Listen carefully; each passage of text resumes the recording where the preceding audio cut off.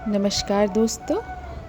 आइए दोस्तों, आज हम बात करने जा रहे हैं एक ऐसे त्यौहार की जिसके आने पर इतनी खुशियाँ आ जाती है भाई बहनों के बीच में। उस त्यौहार के आने की खुशी से ही भाई बहन बहुत उत्साहित हो जाते हैं।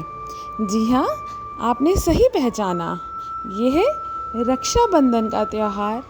भाई बहन का एक पावन प्यार और रक्षा का त्यौहार।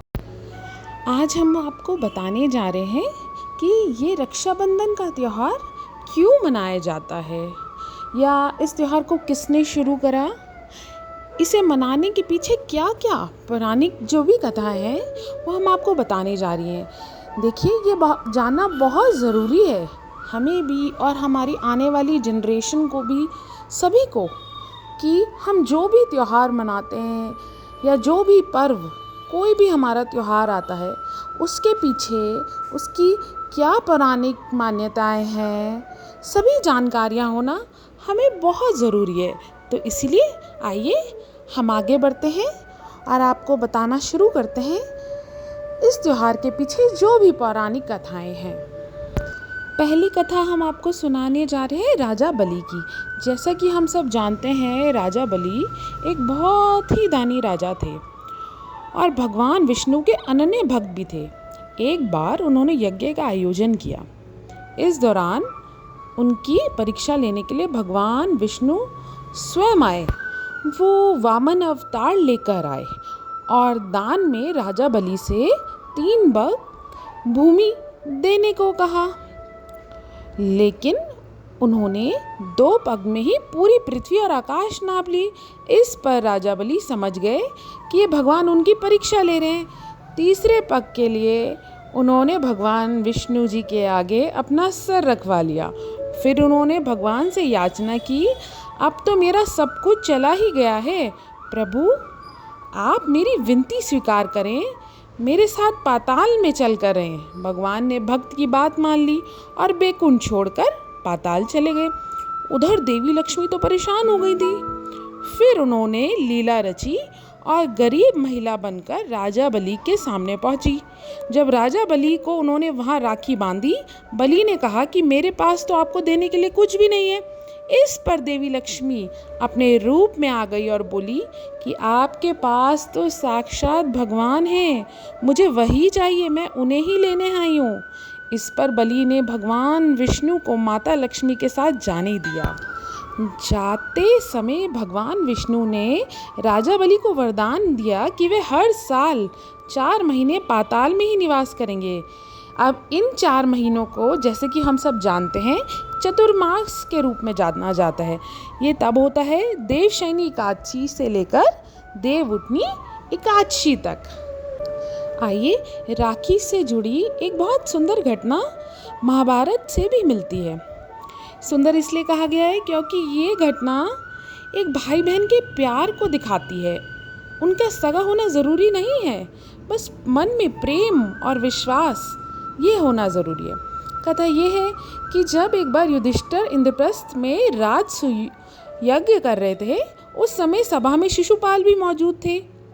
शिशुपाल ने भगवान श्री कृष्ण का अपमान किया तो श्री कृष्ण ने अपना सुदर्शन चक्र से उसका वध कर दिया। लौटते हुए सुदर्शन चक्र से भगवान की छोटी उंगली थोड़ी सी कट गई थी और उसमें से बहुत सारा खून बह रहा था। यह देख द्रौपदी आगे आई और उन्होंने अपनी साड़ी का पल्लू फाड़ा और श्री कृष्ण जी की उंगली पर लपेट दिया। इसी समय श्री कृष्ण ने द्रौपदी को वचन दिया कि वह एक एक धागे का ऋण ज़रूर चुकाएंगे।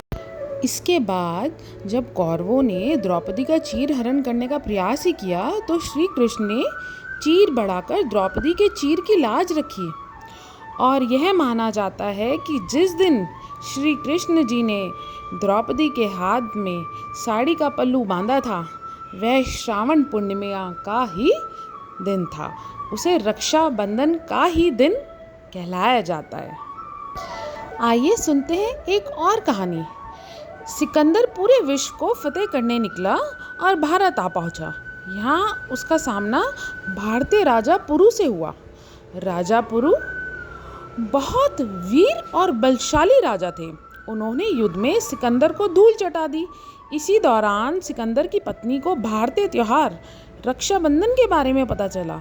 तब उन्होंने अपने पति सिकंदर की जान बख्शने के लिए राजा पुरु को राखी भेजी। पुरु आश्चर्य में पड़ गया, लेकिन राखी के धागों का सम्मान करते हुए उन्होंने युद्ध के दौरान जब सिकंदर पर वार करने के लिए अपना हाथ उठाया तो राखी देखकर ठिठक गए और बाद में बंदी बना लिए गए। दूसरी ओर बंदी बने पुरु की कलाई में राखी को देखकर सिकंदर ने भी अपना बड़ा दिल दिखाया और पुरु को उनका राज्य वापस कर दिया। ये एक बहुत ही रोचक कहानी है। इस कहानी से ये पता चलता है कि ये सिर्फ एक भाई बहन का ही त्यौहार नहीं है, ये एक रक्षा सूत्र की तरह त्यौहार है।